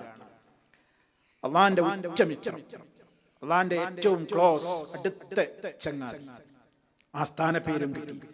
പിന്നെ സൂറത്തുൻ നജ്മിലെ 37-ാമത്തെ ആയത്തിലൂടെ പറഞ്ഞ മറ്റൊരു ഗുണം വ ഇബ്രാഹീമല്ലദീ വഫാ, ഇബ്രാഹിം ആരാണെന്നറിയാമോ? ഇബ്രാഹിമും അല്ലദീ വഫാ, കരാറുകളെ മുഴുവനും നിറവേറ്റിയ നേതാവ് തന്നെ. എന്ത് കരാർ വാക്ക് പറഞ്ഞാലും പാലിക്കുന്ന നേതാവ്. വഞ്ചന നടത്തിയിട്ടില്ല, ഒരു കരാറും ലംഘിച്ചിട്ടില്ല, ഒരു കരാറിനോടും ഏതെങ്കിലും നിരക്കുള്ള ഒരു അരുതായ്മയുടെ നയം അവിടുന്ന് സ്വീകരിച്ചിട്ടില്ല. പരിപൂർണമായും ഏറ്റെടുത്ത കരാറുകൾ മുഴുവനും പാലിച്ചൊരു നേതാവ്. നമ്മൾ അതിന് യോഗ്യരാണ്. 5 നേരം അല്ലാഹുവോട് നമ്മൾ കരാർ പുതുക്കുന്നുണ്ട്. ഇന്ന സ്വലാത്തി വനുസുക്കി വമഹ്യായ വമമാതി ലില്ലാഹി റബ്ബിൽ ആലമീൻ ലാ ശരീക ലഹ് വബിദാലിക ഉമിർതു വഅന മിനൽ മുസ്ലിമീൻ. എപ്പോഴും നമ്മൾ പറയുന്നത്, അല്ലാഹ് എൻ്റെ നിസ്കാരം, എൻ്റെ മറ്റനുഷ്ഠാന മുറകൾ, എൻ്റെ ബലിയർപ്പണം, എൻ്റെ ജീവിതം, എൻ്റെ മരണം നിനക്കിഷ്ടപ്പെടാത്തൊരു മാർഗത്തിൽ ഞാൻ ഒരിക്കലും വിനിയോഗിക്കൂല. ഞാൻ നിനക്ക് യാതൊരു പങ്കാളിയുമില്ല, നീ ഏകനാണ്. അതുകൊണ്ടാ ഞാൻ കൽപ്പിക്കപ്പെട്ടിരിക്കുന്നത്. ഞാൻ തയ്യാറാണ് റബ്ബേ, വഅന മിനൽ മുസ്ലിമീൻ, ഞാൻ അതിനെ അംഗീകരിക്കുന്ന മുസ്ലിമീങ്ങളിൽപ്പെട്ടവനാണ്. ഇത് 5 നേരം നമ്മൾ പറയുന്നുണ്ട്. ആ കരാറ് പാലിക്കാൻ കഴിയുന്നുണ്ടോ? ഇബ്രാഹിം നബി അലൈഹിസ്സലാം അങ്ങനെയല്ല. അദ്ദേഹവും പറഞ്ഞിട്ടുണ്ട് ഞാൻ മുസ്ലിമാണ്. ഇബ്രാഹിം നബിയും പറഞ്ഞിട്ടുണ്ട് ഞാൻ മുസ്ലിമാണ്. വജ്ജഹ്തു വജ്ഹിയ ലില്ലദീ ഫത്തറസ് സമാവാതി വൽ അർള ഹനീഫ. ഇബ്രാഹിം നബിയുടെ വാചകമായി കൊണ്ടുള്ള ഖുർആനിൽ പറയുന്നത്, ഞാനും എൻ്റെ മുഖത്തെ തിരിച്ചു വെച്ചു, ഞാൻ മുശ്രിക്കുകളിൽപ്പെട്ടവനല്ല, ഞാൻ മുസ്ലിമാണ്, ഞാൻ അവ്വലുൽ മുസ്ലിമീൻ എന്ന് പറഞ്ഞിട്ടുണ്ട്. ഞാൻ മുസ്ലിമീങ്ങളിലെ ഒന്നാമനാണ്, മുമ്പനാണെന്ന് പറഞ്ഞിട്ടുണ്ട്. ഇത് ഖാല ലഹു റബ്ബുഹു അസ്ലിം എന്ന് പറഞ്ഞപ്പോൾ അസ്ലംതു ലിറബ്ബിൽ ആലമീൻ എന്ന് ഉച്ചയിസ്തരം മടി കൂടാതെ പ്രഖ്യാപിച്ചിട്ടുണ്ട്. അതൊക്കെ നമ്മൾ നിസ്കാരത്തിൽ പറയണ വഅന മിനൽ മുസ്ലിമീൻ എന്നുള്ള രൂപത്തിലായിരുന്നില്ല. പറഞ്ഞതുപോലെ അക്ഷരാർത്ഥത്തിൽ പാലിച്ച ഇബ്രാഹിമല്ലദീ വഫാ, ഏറ്റെടുത്ത കരാറുകൾ മുഴുവനും 100% പാലിച്ച് ജീവിതത്തെ ആ നിലക്ക് കൊണ്ട് നടന്ന നേതാവായിരുന്നു. ഇത്രയും വിശുദ്ധ ഖുർആനിലൂടെ മഹാനുഭാവനെ സംബന്ധിച്ച് വന്നിട്ടുള്ള പ്രശംസകളാണ്. ഹദീസുകളിലേക്ക് കടന്നാലും പലതും നമുക്ക് കാണാൻ സാധിക്കും. ഒരിക്കൽ ജാഅ റജുലുൻ ഇലൻ നബി സല്ലല്ലാഹു അലൈഹി വസല്ലം ഫഖാല ലഹു യാ ഖൈറൽ ബരിയ ഫഖാല സല്ലല്ലാഹു അലൈഹി വസല്ലം ദാക ഇബ്രാഹിം ഖലീലുല്ലാഹ്. സഹീഹ് മുസ്ലിമിൽ കാണാം, ഒരാൾ നബി സല്ലല്ലാഹു അലൈഹി വസല്ലമിന്റെ സദസ്സിലേക്ക് കയറി വന്നുകൊണ്ട് റസൂലുള്ളാഹിനെ അഭിസംബോധന ചെയ്തുകൊണ്ട് വിളിച്ചു, യാ ഖൈറൽ ബരിയ, മനുഷ്യരിൽ ഉത്തമരായവരെ, മനുഷ്യരിൽ ഉത്തമരായവരെ എന്ന് വിളിച്ചപ്പോ നബി സല്ലല്ലാഹു അലൈഹി വസല്ലം പറഞ്ഞു, ദാക ഇബ്രാഹിം ഖലീലുല്ലാഹ്, അത് ഖലീലുള്ള ഇബ്രാഹിം നബിയാണ്, ഞാനല്ല. അത് വിശദീകരിക്കുന്നിടത്ത് പണ്ഡിതന്മാര് പറയണം, നബി സല്ലല്ലാഹു അലൈഹി വസല്ലം തന്നെയല്ലേ ഏറ്റവും വലിയ നേതാവ്? അതെ. പിന്നെന്തേ അള്ളാന്റെ റസൂല് അങ്ങനെ പറയാൻ കാരണം? ഇബ്നു കസീർ റഹിമഹുല്ലാഹ് പറയുന്നു, വഹാദാ മിൻ ബാബിൽ ഹദ്മി വത്തവാദുഇ മഅ വാലിദിഹിൽ ഖലീൽ അലൈഹിസ്സലാം. ഇബ്രാഹിം നബി അലൈഹിസ്സലാമിനോടൊപ്പമുള്ള ആ ഒരു വിനയം കാണിച്ചതാണ്. തന്റെ പിതാവായ ഇബ്രാഹിം നബി അലൈഹിസ്സലാമിനോടുള്ള ആ വിനയം കാണിച്ചതാണ്, ആ എളിമ. അല്ലാതെ പവർ ഏറ്റവും അള്ളാന്റെ റസൂലിന് അല്ലാഞ്ഞിട്ടല്ല, അപ്പോഴും ആ എളിമ കാണിക്കണം. കമാ ഖാല, അവിടുന്ന് പലപ്പോഴും പറയാറുള്ളത് പോലെ, ലാ തുഫദ്ദിലൂനി അലൽ അംബിയാ, അംബിയാക്കൾക്കുടെ മേലെ നിങ്ങൾ എന്നെ മാത്രമായി ശ്രേഷ്ഠപ്പെടുത്തരുതേ എന്ന് അവിടുന്ന് പറയാറുണ്ട്. എന്തേ, അവിടുന്ന് ശ്രേഷ്ഠനല്ലേ? ആണ്. എന്നാലും ആ വിനയം കൊണ്ട് പറയും, നിങ്ങൾ എന്നെ അംബിയാക്കളെക്കാൾ ഇങ്ങനെ ശ്രേഷ്ഠാക്കല്ലേ. ഇതൊക്കെ വഹാദാ കുല്ലുഹു ലാ യുനാഫി മാ സബത ബിത്തവാതുരി അൻഹു സ്വലവാതുല്ലാഹി വസലാമുഹു അലൈഹി മിൻ അന്നഹു സയ്യിദു വുൽദി ആദം യൗമൽ ഖിയാമ. ഈ വാചകങ്ങളൊന്നും അന്ത്യനാളിൽ അന സയ്യിദു വുൽദി ആദം, ആദം സന്തതികളുടെ നേതാവാണ് ഞാനെന്ന അവിടുത്തെ പരാമർശത്തിന് എതിരല്ല. അതെന്നെ സത്യം. എന്നാലും അവിടുത്തെ വിനയം കൊണ്ട് എപ്പോഴും എന്ത് പറയും? തന്നെ പുകഴ്ത്തു പറയാൻ ഞാനല്ല, മറ്റേയാളാണെന്ന് പറയും. അതാണ് ഇബ്നു കസീർ റഹിമഹുല്ലാഹ് അതിന് നൽകിയിട്ടുള്ള മറുപടി.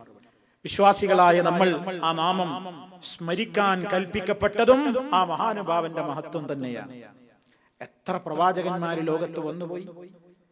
വിശുദ്ധ ഖുർആൻ പേര് പറഞ്ഞവരും അല്ലാത്തവരുമായ ധാരാളം മഹാരഥന്മാർ.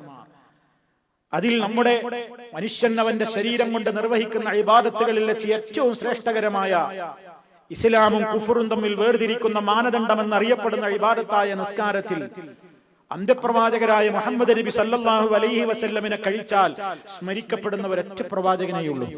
അത് ഖലീലുല്ലാഹി ഇബ്രാഹിം അലൈഹിസ്സലാമാണ്. എന്തുകൊണ്ട് എന്ന് പലരും ചർച്ച ചെയ്തപ്പോൾ പലരും പലതും പറഞ്ഞിട്ടുണ്ട്. അല്ലാഹു ആലം. എന്തായിരുന്നാലും ഒരു സംഭവം ഉദ്ധരിക്കപ്പെടുന്നുണ്ട്. അതെന്താ? അത് മഹാനായ നബി സല്ലല്ലാഹു അലൈഹി വസല്ലം മിഅ്റാജിന് പോയ വേളയിൽ, ഇസ്രാ മിഅ്റാജിന്റെ സമയത്ത് ലഖീതു ഇബ്രാഹിം നബി അലൈഹിസ്സലാമിനെ ഞാൻ കണ്ടുമുട്ടി. അപ്പോൾ ആ പ്രവാചകൻ പല പ്രവാചകന്മാരെയും നബി സല്ലല്ലാഹു അലൈഹി വസല്ലം ബൈത്തുൽ മുഖദ്ദസിൽ വെച്ചും അതുപോലെ തന്നെ വാനലോകങ്ങളിൽ വെച്ചും കണ്ടുമുട്ടിയിട്ടുണ്ടെങ്കിലും ഇബ്രാഹിം നബി അലൈഹിസ്സലാമിനെ ഞാൻ കണ്ടുമുട്ടിയപ്പോൾ ആ പ്രവാചകൻ എന്നോട് പറഞ്ഞു, യാ മുഹമ്മദ് അഖ്രി ഉമ്മതക മിന്നിസ്സലാം,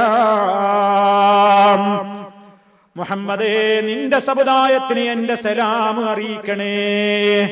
അത് പറഞ്ഞ ഏക പ്രവാചകൻ. നിന്റെ സമുദായത്തിന് നീ എന്റെ സലാം പറയണം.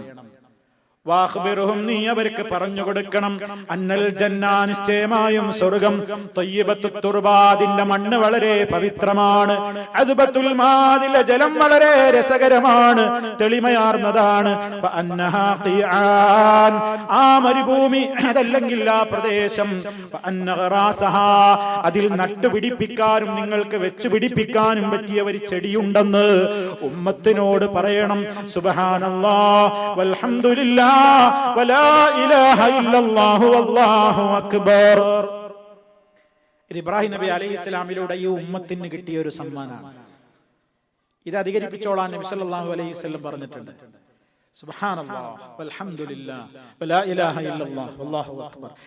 എത്ര ചൊല്ലുന്നു അത്രയും നമുക്ക് വേണ്ടി സ്വർഗീയമായ ഭൂമിയിൽ ഓരോ ചെടി നട്ടുവെക്കപ്പെടുന്നു.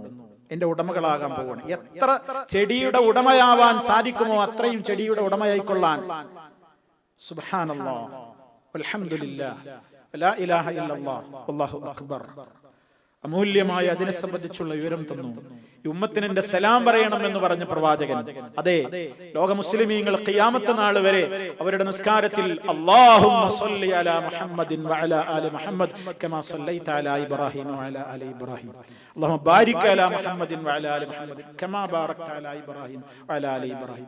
ആ മഹാനുഭാവന് അല്ലാഹു കൊടുത്തിട്ടുള്ള ഗുണങ്ങൾ, ആ മഹാനുഭാവന് അല്ലാഹു കൊടുത്തിട്ടുള്ള മഹത്വങ്ങളൊക്കെ വളരെ ഓർമ്മയോടെ നന്ദിയോടെ സ്മരിക്കുകയാണ്. അതും ഒരു മഹത്വമാണ്.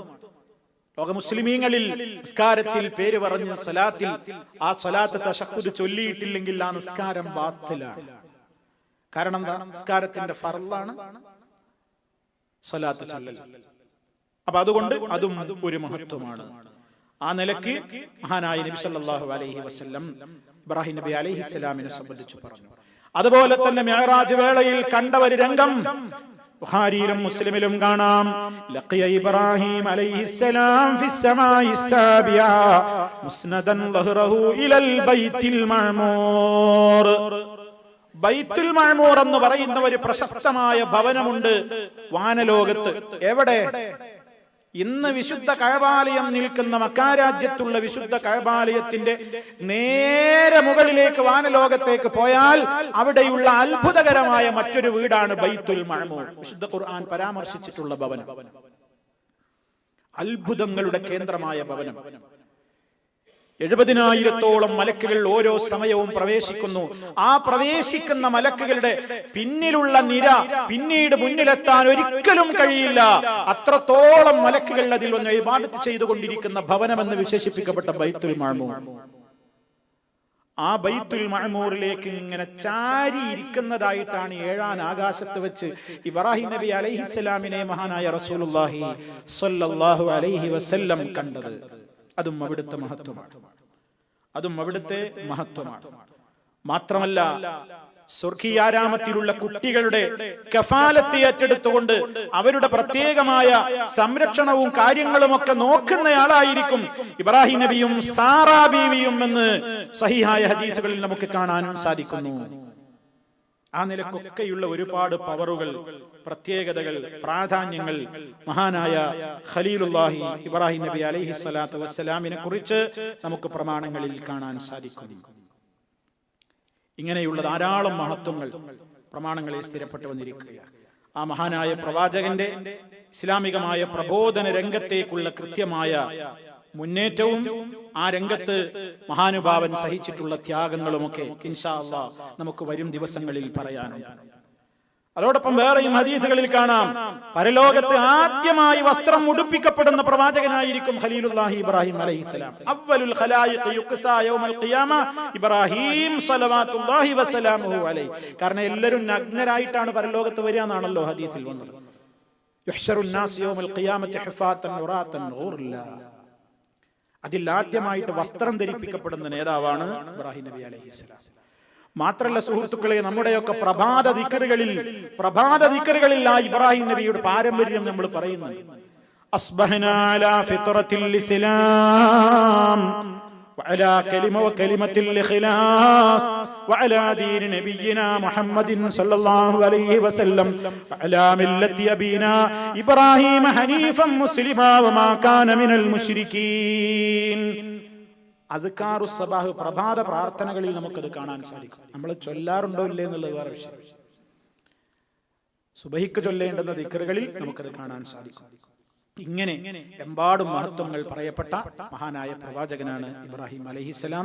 ഇനി ഇൻഷാ അല്ലാഹ് അദ്ദേഹത്തിന്റെ ദഅ്വാ രംഗത്തുള്ള സേവനങ്ങളും ആ രംഗത്തുള്ള ഏറ്റവും വലിയ മാതൃകകളുമാണ് നമുക്ക് ചർച്ച ചെയ്യാനുള്ളത്. അല്ലാഹു സുബ്ഹാനഹു വ തആല മഹാരഥന്മാരുടെ പാത പിൻപറ്റി ജീവിക്കുന്ന സജ്ജനങ്ങളിൽ നമ്മെ ഓരോരുത്തരെയും ഉൾപ്പെടുത്തി അനുഗ്രഹിക്കുമാറാകട്ടെ. ഏത് ഘട്ടത്തിലും